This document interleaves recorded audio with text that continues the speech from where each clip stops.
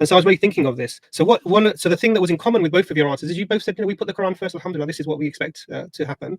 But then what Brother Imtiaz is clarifying is actually, yes, we agree with this point, but actually what Ghulam Raza Ahmed, as far as we can establish, there are two main ways he evidenced his position is by the narrative within the gospel specifically, and then a specific miracle.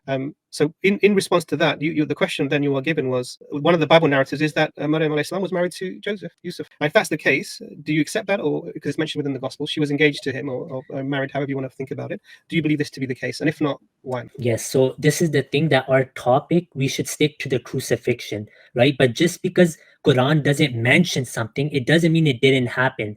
This is a normal usul everyone accepts. Quran never denied it. So for you to claim that because it's not mentioned in the Quran that a nikah took place, you cannot, we've never claimed that the birth was because of that marriage. Let me make that clear. We accept the virgin birth, right? We do not deny that. So anyhow, if Imtiaz allows, my time actually didn't start. You can take off. I just want to clarify before you carry on. So what you seem to be saying is that you do believe that she was married to Joseph. It's not the topic of today, but the reason, if you want to know my view, we accept it. If you want to know the reason why is what we're trying to clarify here is the extent to which the gospel narratives are taken by the Ahmadi, and this is that's the question in hand. And because this is one of the bases, the foundations that Ghulam Raza Ahmed uses to establish his position. So this is part of the story of Jesus alayhi salam in the Quran, in the Gospels. So we need to clarify if you accept this. So you seem to be saying that you do believe. Yeah, and it doesn't contradict the Quran. That's what I'm claiming. But that's an argument. You understand an argument from silence. So this is the point that I made in the start, that just because something isn't mentioned in the Quran, you cannot take the opposite view. But I would like to hit on point number one, because things were mentioned, and I'll start my time now. 1 minute 46 left. Anyhow, Imtiaz claimed last time that where Allah the Almighty says, Imran Bhai, I think we need to go in a logical sequence, because I have mentioned my reason for this very clearly. Because if Ahmadiyya position is that Jesus of the Gospel and Isa of the Quran are same, then it has implication, inshallah. And I will, when we start discussion, inshallah, I will prove that point. Number one. Number two, Razi said that Quran is silent and it is not important. I want Razi to understand this, and I want the viewers to understand this point. I didn't say Quran isn't important. So what did you say? Why would I say Quran isn't important? You said that this point, that was Yusuf and Maryam, were they married or not? This point is important or not, right? No, I said to today's discussion of whether he was put on the cross or not. This is so I understand. So we did clarify the reasons why it is important, because we're trying to establish the extent. I want to discuss this point of number one. If Brother Muhammad Imtiaz does not want to discuss that, then maybe you can take another guest if you want. But I came here to discuss point one and the points you mentioned last stream, because when we checked the facts and what you were quoting, it was the opposite. So we want to start discussing that, because, for example, you claim that this concept of Razi, 1 second. If you just allow me to finish 1 second, because what you're doing is you're taking the conversation to another place. I'm taking it to what it was advertised. I understand what you're saying, but we've started this particular stream with this particular question for a particular reason. And I gave my answer. But this is what's being discussed. So it's not sufficient just to say, I'm going to say something and we're going to leave it. Expect us to sort of push back a little bit and ask. So this isn't the topic then, the crucifixion. So the topic is actually how the Ahmadiyya arrive at their position. And there are two ways of doing this, two foundations that Ghulam Raza Ahmed, as far as we're aware, set. One was the gospel narrative, and the second was this special revelation that he received to disclose this. Now, what we're trying to do is, to what extent do you accept the gospel narrative? So Allah the Almighty, I'll answer again. I understand your question, but I haven't asked the question, so you haven't understand it if you haven't listened to the question. So the question specifically is, do you accept that Yusuf alayhi salam was, Yusuf, who is in the Bible is the husband of Maryam alayhi salam? Is that the case for the Ahmadiyya? And you seem to have said yes, that is the case. Is that correct? I clearly said it is the case. Okay, there's nothing to hide on this. I'm not saying that you're hiding it. I'm just saying, so there's no need to get I'll answer again if you like. You've answered that. I'm just clarifying that was your position. Yeah. Okay, so I'll explain my position. Our position as Ahmadi Muslims is that the Quran is Muhaymin. Okay, Quran is Hujjah, it's Kalamullah. We also accept that there are certain things that Allah the Almighty reveals to the Mujaddideen, and also Hazrat Ahmad who came as the Hakam and Adal to break the cross. Allah opened things to him as well. Did he claim in his writings that this nikah is mentioned in the Quran in these words? He hasn't. Does it contradict the Quran that such a nikah happened? No. Do we deny the virgin birth? No, we believe it was the virgin birth. It was a miracle of Allah. So now this is the answer. If you don't like my answer, I can't really, change it just to make you happy. So it's not this really is our about liking the answer. I It's would about like actually to go to the point Razi, one, which is what sorry, the title Razi, of the Razi, don't get stream is. emotional. I'm not emotional. Imran bhai, Yeah, Imran so bhai, it's not let about me- liking. We're actually talking about the facts here. So what you clarified is that this was something that was revealed to Ghulam Reza Ahmed, and it's not from the Quran. This is what you've said. I never said it's not from the Quran in that sense. Quran is silent on it. That's what I That's said. the same thing, isn't it? I don't want Quran people to think look, that what one you're saying second, is Razi, against the because Quran. you're making a point where there is no point. So, for example, the Quran doesn't say there are pink elephants on Mars. The Quran doesn't You can't say. So, do you understand? So, what you can't say is that believe in it, if right? somebody says there are Razi, pink elephants on Mars, this doesn't contradict the Quran. This is not a position to take. So, what you can say is the Quran is silent on this. That's fine. That's reasonable. And then we'll ask Brother Imtiaz to give a response. Yeah. So basically, Razi, obviously, I did not want to use the the very academic terms, but now I have to use that because you are trying to say that we are just going off topic by putting this as a starting point. Now, Razi, listen this one. You understand the concept of ontology and epistemology, Razi? Do you understand?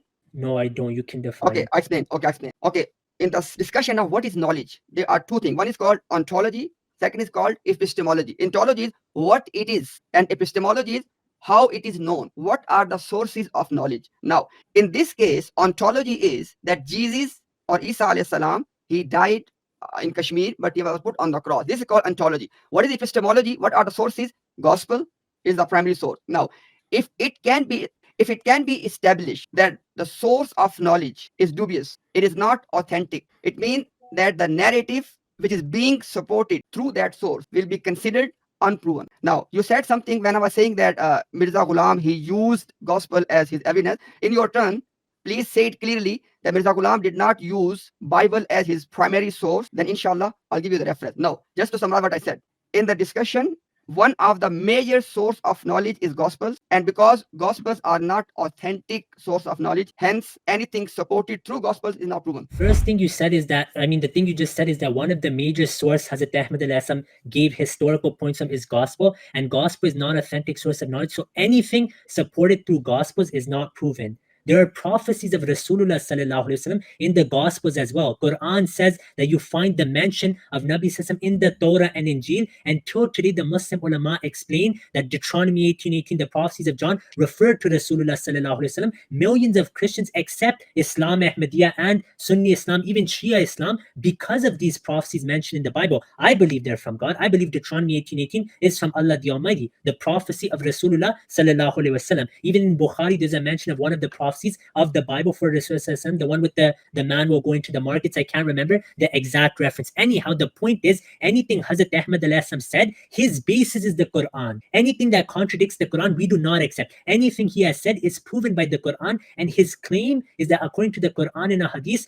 Hazrat Isa al-Aslam has died a natural death and will never return, and he gave shawahid from all the sources. We believe the gospel things he mentioned, those are furu. We do not call that aqidah. You ask us to prove it from Quran and a hadith. He never claimed it's in Quran hadith. He never said it's written in the Quran that Hazrat Isa al-Aslam was wounded. He never wrote that. So for you to demand that evidence from us is not, academically honest. Anyhow, if you allow in our next turn to go to point one so we can open Tabari and the view of the Tabi'in, which you said are from Nabi sallallahu alaihi wasallam. You said the Tabi'in learned from Sahaba who learned from Nabi sallallahu alaihi wasallam, and when we went to that view, it was all the substitution theory. Okay, Imam so just to up. clarify a point that you made. So no one's asking you to give evidence of from the Gospels. First of all, we're establishing the foundation of the Gospel as a source of evidence. There's a subtle difference between the two. So when you're being asked about to the extent on which you take the Gospel narrative, this is where you're questioning the foundation of the conclusion that someone's coming out with.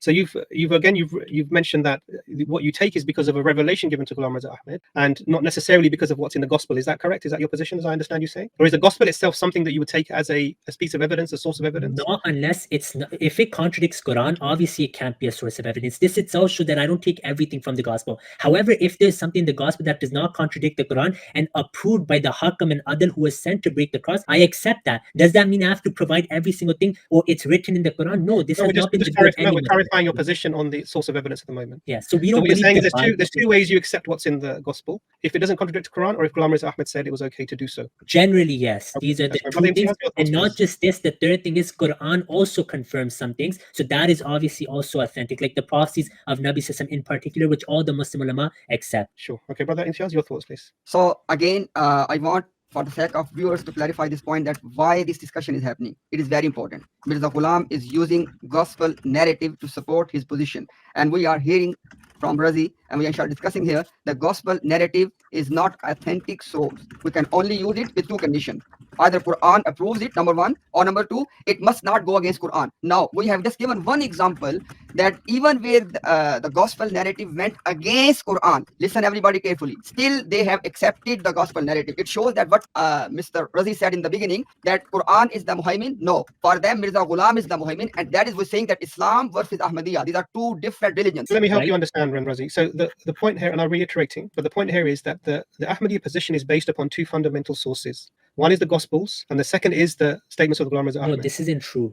So we're moving the Quran out of this position because we have this position. But I'm telling you, this is the two main sources that you bring for the narrative, specifically about the way that he was hung on the cross and the taken down and the healing and all this aspect of the discussion of the 5 points. The evidence produced is from the Gospels or it's from Ghulam Mirza Ahmed. And your evidence is from Israeliyat. What's happening now? What's actually no, it's not from that, but we'll get to that point later. But let's discuss that, right? But the point here is actually we're looking at the foundations of one of the sources. Is it something that we can use, and to what extent do you accept it? And this is why these questions about Maryam al-Islam and the virgin birth and who was a guardian and why would it be an issue for someone to have an early birth if they were married? Razi, first, with regard to your question, am I going to discuss point number one? Yes, absolutely. There's affirmation. Yes, Razi. Okay, now, Razi, there's problem here which you are not addressing. There's a big elephant in the room. People can see, but you are not willing to acknowledge that. Here's the point. Let me say it again in a different way. Are you saying that the passion narrative is in the Quran? I'm sure you're not saying the passion narrative is in the gospel. So, and passion narrative is the backbone of the entire Ahmadiyya narrative. Because if Jesus being put on the cross and then being in the tomb, all of that is a very important. And Razi, listen very carefully. At least people are listening. It is the miracle, special miracle of Mirza Ghulam. It is a special miracle, this thing, okay? So don't deny this, Razi. Now, in your turn, question number one, you have to tell us what is the source of Mirza Ghulam to quote the passion narrative, if not gospel, number one. Question number two is, you are saying that, okay, if Quran is silent, it does not mean, Razi, we have given you as one example. It is not the question of silence. It is that you are taking Ahmadiyya and Ghulam Mirza is taking things from the Bible, even though when they go and destroy the Quranic narrative, in order to support this point, we gave you one example of Yusuf and Zakaria. So Quranic narrative, Islamic narrative is around Zakaria. Your narrative is around Yusuf, which is a biblical narrative. And then Yehudi, the Jews, they were putting allegation. Jews were putting allegation. And by Mirza ascribing a husband to Maryam during pregnancy, he did not help at all to Islamic narrative. So again, it's go against that. And lastly, in your turn, Razi, you have to tell me, Razi, that is there anything in which Isa alayhi salam was exclusive? For example, we Muslims believe that him being born without father was exclusive. For example, we believe that he spoke at that young age as a child is exclusive. We believe that he testified that his mother is a pure lady. So I want you to give the audience example that in which you believe that Isa alayhi salam was exclusive. Was he exclusive in the virgin birth? You said no. Okay, you said no. Now you need to give us some example if you have one. I'm done. Thank you for that, brother Razi. Yes, so 4 questions. First question is, you said that Hazrat Ahmad alayhi said that the tomb Isa alayhi was put in for 3 days was his miracle. You have to show that from his books. I would like to see the reference of that. You said that the Gospels is the backbone of the Ahmadiyya narrative. This isn't true. Our backbone is Quran and Ahadith. Even if we concede, like Adnan Bhai loves to concede, Brother Man, my time actually, you forgot to start it. I'll start it. I'll give you extra time. No worries. Exactly. Like Brother Adnan loves to say, for argument's sake, we accept that Isa alayhi died. We accept Nabi Sallam isn't Khatam and Nabeen in the sense of last and all time. Even if we accept Isa wasn't put on the cross, Quran and Ahadith are muhkam that he died a natural death and won't return. So the backbone is the Quran, not the Gospels. This is a mistake on your end. As for Yusuf, Zakaria already explained that Hazrat Ahmad didn't deny Hazrat Zakaria being the guardian. Having a nikah and being under someone's guardianship, they do not contradict. Then you said that Hazrat Ahmad did not help the Islamic narrative. He actually did, because he made it clear that Hazrat Maryam alayhi salam was pure and he defended Hazrat Maryam alayhi salam from all allegations. Then you said, is there anything exclusive to Hazrat Isa alayhi salam? Hazrat Isa alayhi salam was one of the Ulul Azam messengers of Allah. That is one of his great qualities. And if we look at his life, that is exclusive. When the Jews wanted to put him to death on the cross, the way Allah the Almighty planned to make him survive and fulfill his mission in the way it happened is a great miracle. Allah the Almighty says in the Quran, "If qala Allahu ya Isa inni mutawaffika," the fact that Allah protected Isa alayhi salam from the Jews killing him in the way he did, where Allah shubbiha lahum, all of these miracles happen. It's a great miracle for Hazrat Isa alayhi salam. But do we ascribe divinity to him? Like this, unfortunately, the other Muslims do that. He physically went up to the skies with his body, he would give life. Can I just finish? What was the miracle of Isa salam? Sorry, what was that? I'll repeat now.